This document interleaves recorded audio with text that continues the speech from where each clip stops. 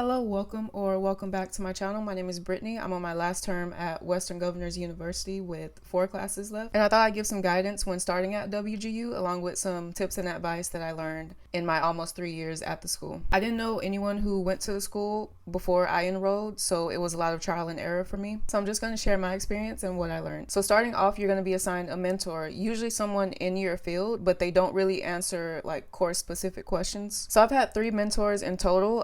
The first one was really cool, but he got promoted, and so I got assigned another, and then she got moved to a different department. So now I'm on my 3rd mentor. So it had nothing to do with me, but if you do have issues with your mentor, you can always request another one. So basically the mentor is there as a middle person. Since the school is completely online, they assign you this one person. If you have any questions, guidance, or issues, etc., and if they can't help you, they'll find the person or department that can help you. The mentor is also kind of there to keep you on track. Starting off, you're required a weekly phone call with them just to check in. As time goes on, you can switch to bi-weekly or monthly. It all depends on your relationship with your mentor and if they see that you actually are on track. They'll ask you like how things are going, or if you need more time in the class, or if you want to accelerate a class. Basically just updating them, but their main job is setting up your degree plan for your terms, which brings me to my first tip. You can rearrange your courses however you want as long as your mentor approves, and they usually only disapprove if a course has prerequisites, meaning in order to take class C, you'd have to take class A and B first. Okay, so for example, let's go to Network Plus,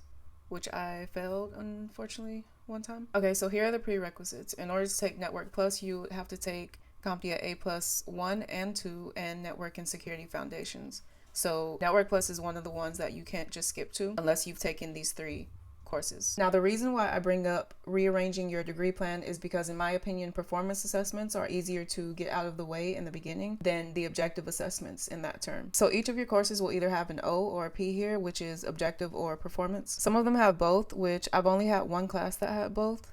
Right here, digital forensics. So a performance assessment is usually a paper that you'd have to write and then upload to submit. An objective assessment is an actual proctored exam that you have to schedule to take. So I've learned to get those PAs out of the way first. Again, only if it's allowed by your mentor, because honestly, you can get those done in one day. You type it up, upload it, and then I think it takes about up to 48 hours to get reviewed. Once it comes back to you, it's either a pass or you need to correct it. And in the review, they tell you exactly what part of the document that needs to be corrected. So it doesn't take long for you to just fix it and then upload it again. So I advise you to do that first, because you can go ahead and start your next class while your submission is getting reviewed. You don't have to wait. Now, when I don't have a PA in the term, I take the hardest class first. Usually the classes that have an estimated completion time of about 5 to 8 weeks. Then once that's out of the way, I can go ahead and move on to the easier classes that don't take as long. And I can probably accelerate a class from the next term depending on how much time left I have in the current term. You can work it out with your mentor. If, let's say, you passed all your classes in the current term and you have about 3 weeks left, if there's a PA in the next term, you can just accelerate that one and then knock that one out. I would try not to accelerate a CompTIA exam or one of the harder ones like cryptography, but that's just me. I like to save at least a week of wiggle room just in case anything happens. So before I start this current term, which is term 6, I had penetration testing as the last class,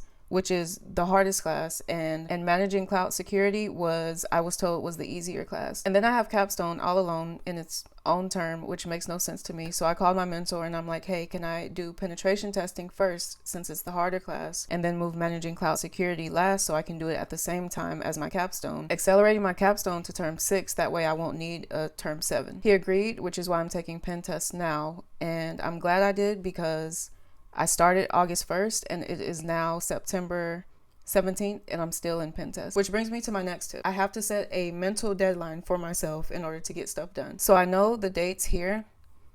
There's like start dates and deadlines here, but that's just the way the school does it to spread all the classes out over the whole term. If I'm trying to speed things up, I have to set a mental deadline for myself in order to put more pressure on me so I don't get too comfortable. And plus, in the event that I do fail an exam, I have that extra time to retake it. There are classes that have requirements for retaking an exam if you do fail that first attempt. One of the classes was, I think it was this class, SSCP, which required a wait period of like 30 to 90 days before retaking. So keep that in mind. Always leave some extra room in the term just in case. Do not set your deadline for the last week of the term because you never know what could happen. It happened to me in Network Plus. In term 2, I wasn't able to finish the class, so it counted as a fail, and then it got moved to term 3. I've also had to reschedule an exam for something that happened on the exam proctor's part. And that brings me to my next tip. Be prepared for your exam. Make sure you have an external webcam, not the one that's built into your computer, because the company that WGU uses for their proctored exams require a 45-degree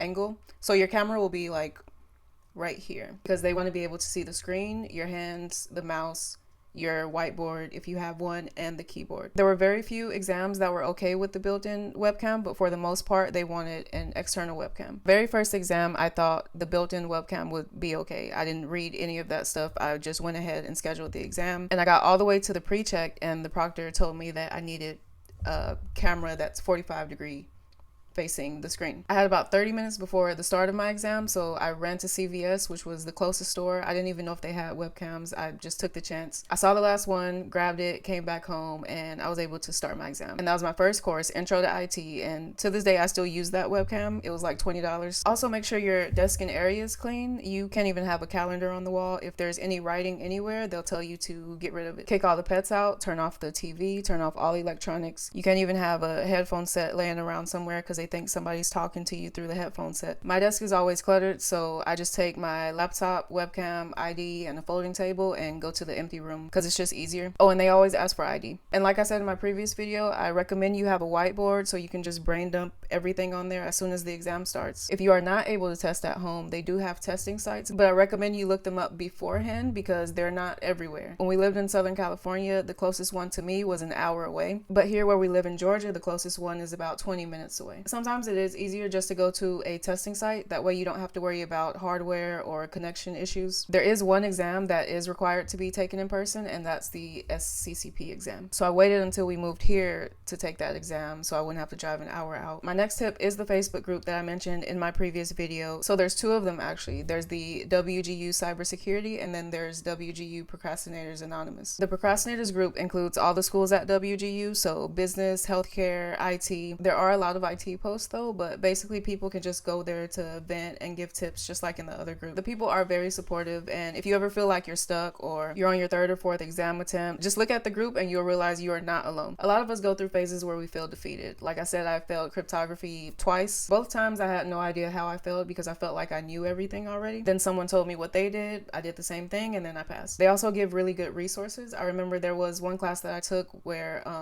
there's like a whole book, and I thought that I had to read each chapter because each lesson was a chapter in the book. I think it was a performance assessment class, and someone in the group said you do not need to read any of this to do the actual task. So I just read the instructions for the task, and I already knew what to do because of things that I learned in my previous classes, which is another thing. Your first two terms, especially as someone with no prior knowledge in IT, is going to be your foundation. There's a lot of intro classes, so try to retain as much as you can in the beginning because a lot of that stuff comes up in your later classes. Like Network Plus to me was just nothing but A+ Core 2. Project Plus was just a more detailed ITIL. And now what I'm seeing in Pen Test is everything that I learned in Security Plus. So make sure you're actually understanding the course material, like what things are, what they do, when to use them, because they will come up later. So I handwrite all my notes from every class.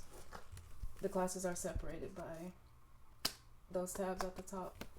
And I do this because you can't always go back to a previous class to reference something. Like I've tried to go back to Cert Master for Security Plus for another class, but I can't get into it because I don't have access anymore. So everything's here in physical form for me to come back to if I need it. For my last bit of advice, I want to say it's completely fine if you don't know what you want to do with this degree or where you want to work. When I decided to get into IT, I knew I wanted to do cybersecurity, but I didn't know about all the paths within this path. There's so many different things you can specialize in within the IT field because it's so big, and WGU kind of sets up a good foundation that gives you all these classes that touch on each subpath. I'll just call it a subpath. So if you have not decided, I wouldn't stress about it while you're in school. Use the courses to find out what these different positions do and what they deal with. Like I knew nothing about digital forensics until I took the class. It's interesting, and I wouldn't mind working on the law enforcement side to catch some EDPs, but I did learn that They deal with a lot of legal paperwork and they have to attend court hearings. But still on my list. Pen test has showed me that I'm 100% not interested in being a penetration tester, so that one's crossed off my list. As well as project management, because there's a lot of involvement with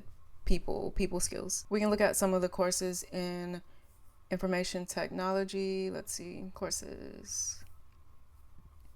Okay, so y'all have web development, user interface design, that's Network Plus, data management, scripting and programming, spreadsheets, principles of management. Yeah, there's a lot of the business side in y'all's degree plan. So yeah, IT is a pretty broad field. Plus, if you're entry level, you would have to start at the bottom like myself, so you have plenty of time to decide. What I would recommend just from my research is anything that has to do with the cloud. They added on AWS as one of the newer classes, but I won't be able to take it. I would just have to get it on the back end and pay out of pocket for it. But yeah, that's all I have. I hope this helped out at least one person who had questions about the school and how to navigate through it, because I had no idea when I first started. Like and subscribe if you like this type of content, and I will see you in the next video.